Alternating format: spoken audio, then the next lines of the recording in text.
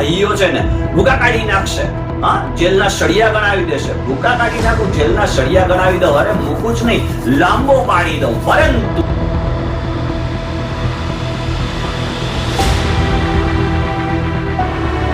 તો મિત્રો, સ્વાગત કરું છું આજના વિડીયોમાં તમારું. પરંતુ સૌથી પહેલા એક વાત જણાવી દઉં કે તમે પારિવારિક જીવનની અંદર કંઈક એવા શબ્દ સાંભળ્યા હશે કે આને તો મૂકું જ નહીં, લાંબો પાડી દઉં, આમને જેલના સળિયા ગણાવી દઉં. આવા પ્રકારના કંઈક શબ્દો તમે પારિવારિક જીવનમાં સાંભળ્યા હશે. પરંતુ મુદ્દાની આપણે શરૂઆત કરીએ એના પહેલા એક વાત ખાસ જણાવી દઉં કે ચેનલ પર નવા છો તો ચેનલને સબસ્ક્રાઇબ કરી લો, લાઈક કરી દો, તમારા મિત્રોને અથવા તો જે કઈ ફેમિલી મેમ્બર છે એ લોકોને શેર કરો, અને એક વખત તો આ વિડીયોને સ્કીપ કર્યા વગર પૂરેપૂરો જોજો અને પરિવાર સાથે બેસીને જોજો. તમારા બાળકો સાથે, તમારી દીકરીઓ સાથે, તમારા માતા પિતા સાથે બેસીને એક વખત ખાસ જોજો. હવે મુદ્દો એ છે કે ઘણા સમય પહેલા મેં ત્યાં એક કચેરીની અંદર જઈ અને પ્રશ્ન કર્યો કે સાહેબ, અત્યાર સુધીની અંદર બહુ જૂના જે કેસ હોય, લાંબા ગાળાના કેસ હોય, 4 વર્ષ 5 વર્ષથી કે જે છૂટાછેડાના જે કેસો છે એ અત્યાર સુધી કેટલા છે? તેણે કીધું કે સાહેબ અઢળક છે, અને સમાજની અંદર સૌથી મોટું જો કોઈ દૂષણ હોય તો આ એક છે છૂટાછેડા. હવે આ છૂટાછેડા થવાનું ખરેખર કારણ શું? તમે એમ કહો છો કે લાંબો પાડી દઉં, જેલના સળિયા ગણાવી દઉં. તમે કોને જેલના સળિયા ગણાવવાની વાત કરો છો? તમે કોને લાંબો પાડવાની વાત કરો છો? અથવા તો એમ કહેવાય ને કે મેં એક શબ્દ પણ એવું કંઈક સાંભળ્યું છે, ઉભે ઉભી સુકવીશ. ખબર નહીં, આ તળપદી ભાષાનો એક શબ્દ છે. સૌથી મોટો પ્રશ્ન એ છે કે ભાઈ આવું બનવાનું ખરેખર મુખ્ય કારણ શું? અને તમે કોને, કયા વ્યક્તિને જેલના સળિયા ગણાવવાની કે તમે વાત કરો છો? એ વ્યક્તિને કે જેને તમે તમારે દીકરી જોડે લગ્ન કરાવ્યા છે, એવી વ્યક્તિને કે તમારા દીકરાના તમારી જે તે છોકરી જોડે લગ્ન કરાવ્યા છે, એ વ્યક્તિને કે જેની સાથે લાઈફ ટાઈમ જીવન જીવવાનું છે, એ વ્યક્તિને તમે લાંબો પાડવાની વાત કરો છો. અને એક વખત તમે કોઈ અરીસાને તોડો અથવા કોઈ વસ્તુને તમે કાપી નાખો અને ફરી પાછું જોડવાની ટ્રાય કરો તો એમાં દરાર હંમેશને માટે લાઈફ ટાઈમ માટે રહી જાય છે. કેમ આ પરિવાર સમજી ન શકે કે ભાઈ આપણે જ્યાં દીકરીના લગ્ન કરાવ્યા છે અથવા તો આપણા પુત્રના જ્યાં લગ્ન કરાવ્યા છે એ બંનેને લાઈફ ટાઈમ રહેવાનું છે. ઘણા એવા હોશિયાર અને કહેવાય ને કે ઘણા બધા એવા, એક મારા સર્વેના મત મુજબની વાત કરું છું કે ઘણા ભાઈઓ એવા હોય કે એને કંઈક પાવર હોય છે કે મારી બેન હું તો ભૂકા કાઢી નાખું, હું તો આમ કરી, ભાઈ કઈ ન થાય. આવા કેસની અંદર ગવર્નમેન્ટ એટલે કે સરકાર પણ જ્યાં ક્યાંય પણ જજ સાહેબ કે જે કોઈ પણ વ્યક્તિ ફેસલો સંભળાવે છે એમાં તારીખ એના સિવાય બીજું કંઈ થતું નથી, અને લાંબો એક સમયગાળો નીકળી જાય છે. દરેકને ખ્યાલ જ છે કે ભાઈ આવા કેસની અંદર ખરેખર શું થતું હોય છે. તમે કોઈ એવા વકીલ પાસે જાઓ છો તો વકીલ પણ તમને એવી રીતે ઘણા બધા એવા અમુક વકીલોની વાત કરું છું કે તમને એક જ ખાલી ન કીધું હોય કે હું એમને ફાંસીએ ચડાવી દઈશ, બાકીની બધી કલમો તમને કહી દીધી હોય. સરવાળે 2 વર્ષ 3 વર્ષ 4 વર્ષ પછી એક જ મુખ્ય મુદ્દો હોય છે, સમાધાન. અને એ સમાધાનની અંદર બને છે એવું કે એક વખત શું તમે વિચાર્યું છે કે દીકરી ફરી પાછી એ ઘેર જશે અથવા તો એ દીકરા સાથે જે છોકરી રહેવા માંગે છે એ રહેશે, તો ખરેખર શું એ લાઈફ ટાઈમ સુધી ચાલશે? ક્યાંક ને ક્યાંક એની અંદર દરાડો પડતી જ રહેશે. હવે આવું બનવાનું કારણ શું છે? અનબન કોના ઘરની અંદર ના હોય? દરેકના ઘરની અંદર અનબન હોય છે. હમણાં 2 મહિના કે 3 મહિનાની અંદર જ બને છે એવું કે છોકરી રિસાઈ જાય છે, છોકરો છે રિસાઈ જાય છે. અઢળક એવા કેસ છે કે જે છૂટાછેડાના મારી સામે આવ્યા છે, અને કદાચ તમારી સામે પણ આ કેસો હશે. અઢળક એવા કેસ બને છે, લોટ્સ ઓફ કેસ બને છે.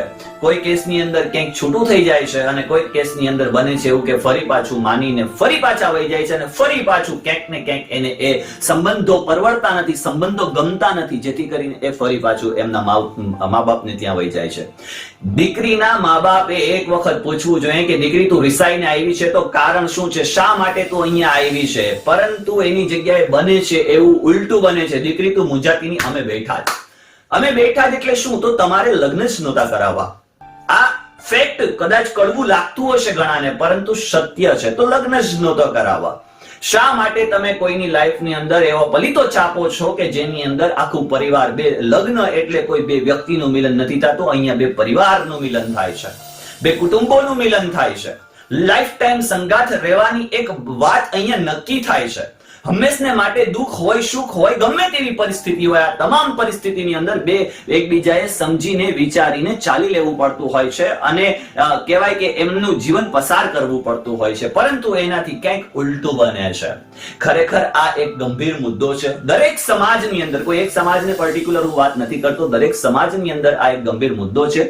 ક્યાંક છોકરી અણસમજુ હોય તો છોકરાએ સમજી લેવું પડતું હોય, ક્યાંક છોકરો અણસમજુ હોય તો છોકરીએ સમજી લેવું પડતું હોય, ક્યાંક છોકરો અણસમજ હોય તો બની શકે કે એમના માવતરે સમજી લેવું પડતું હોય, અને ક્યાંક છોકરી અણસમજ હોય તો છોકરાના માવતરે સમજી લેવું પડતું હોય, અને ક્યાંક ને ક્યાંક આ સમજદારીથી એક સમય સુધી એક લાંબુ જીવન એક પરિવાર સાથે ચલાવી શકાય. પરંતુ ઘણા લોકોના આ વહેમ છે, એ વહેમમાંથી ખરેખર દૂર નીકળવું જોઈએ. આ જે દૂષણ એક સમાજની અંદર પલિતો ચાપી રહ્યો છે એનાથી ખરેખર જેટલું શક્ય બને એટલું ગંભીરતાપૂર્વક આને ધ્યાનમાં લેવું જોઈએ.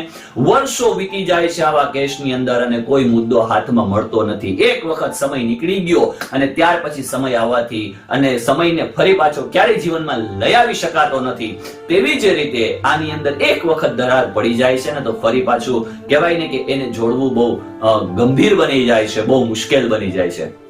તમામ લોકોને મારી એક નમ્ર અપીલ છે કે આવા જે કોઈ પણ કેસ બને છે, આવા જે કોઈ પણ મુદ્દાઓ બને છે એની અંદર ગંભીરતાપૂર્વક વિચાર કરે. એક સમાજના જે કોઈ પણ પર્ટિક્યુલર વ્યક્તિઓ છે આ પણ એની ઉપર ગંભીરતાપૂર્વક વિચાર કરે. અને ખાસ અહીંયા આવું બનવાનું મુખ્ય કારણ એ છે, છોકરીને કોઈ છોકરો બીજો ગમે છે તો એની સાથે એનું અટેચમેન્ટ કરાવો, એની સાથે એમના લગ્ન કરાવો.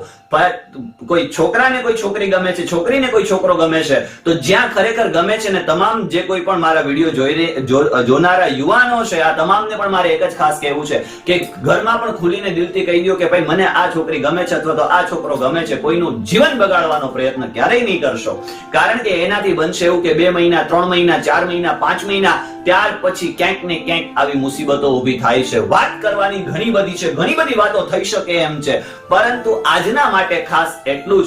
અને જે કોઈ પણ ભાઈ અને મા બાપ જે દીકરી ઉપર માથે હાથ ફેરવીને કહે છે કે અમે બેઠા જ ને તું તારે મૂંઝાતી નહીં, આ શબ્દ દીકરીને કંઈક અંદરથી વધારે પાવર આપે છે. અને બને છે એવું કે ખરેખર એને ચલાવવું હોય તો પણ મારા મા બાપ છે ને મારા ભાઈઓ છે ને ભૂકા કાઢી નાખશે, જેલના સળિયા ગણાવી દેશે. ભૂકા કાઢી નાખું, જેલના સળિયા ગણાવી દઉં, અરે મૂકું જ નહીં, લાંબો પાડી દઉં. પરંતુ બને છે એવું કે લાઈફ ટાઈમ એ એવા ઝોકાની અંદર વહી જાય છે, એ એવા ગફલતમાં જીવન જીવી નાખે છે કે એને ખબર નથી કે આનું ગંભીર અંજામ શું છે. અને ત્યાર પછી શું તમે તમારી દીકરીને અથવા તમારા પુત્ર સાથે જે વ્યક્તિને રાખવા માંગો છો ખરેખર એ સારી રીતે જીવી શકશે ખરા? શું ખુશ રહી શકશે ખરા? આ એક વિચારવાનો મુદ્દો છે. કમેન્ટ ચોક્કસ કરજો. હજી આ મુદ્દા ઉપર આપણે ઘણી બધી ચર્ચાઓ કરીશું, પરંતુ તમારી કમેન્ટના આધાર ઉપર આપણે ઘણા બધા વિડીયોઝની અંદર તમારી સાથે શેર કરીશું. ત્યાં સુધી ધ્યાન રાખો, પરિવાર સાથે રહો. આવી કંઈક ગંભીર પરિસ્થિતિઓ છે તો આ પરિસ્થિતિઓને ડામવાનો પ્રયાસ કરો. મળીએ છીએ ફરી પાછા નેક્સ્ટ વિડીયોની અંદર. ત્યાં સુધી જોતા રહો મારી YouTube ચેનલ નિઝામ જેઠવા. ધન્યવાદ.